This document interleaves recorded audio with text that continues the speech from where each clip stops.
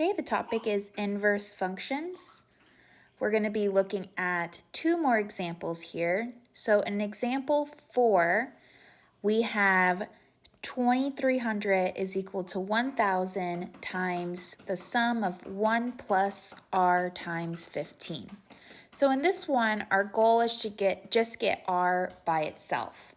So first, what we're going to do is we're going to divide both sides by 1000. So we get 2.3 is equal to 1 plus r times 15. Then we're going to subtract 1. So we get 1.3 is equal to r times 15. And then divide by 15.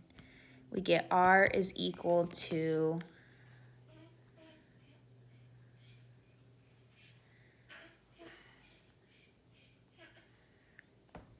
0.0867. But remember r in relation to applications like interest problems and so on and so forth. R is the rate, and our rate in these problems are expressed as a percentage. So instead of saying r is 0.0867, we can say r is equal to 8.67%.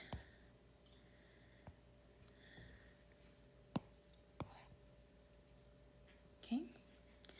For this next example, example 5, it wants us to go through this problem and find the error and then fix the mistake.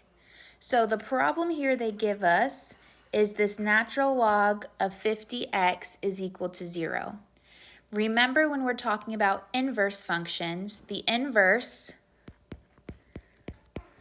of the natural log of x is e to the x power.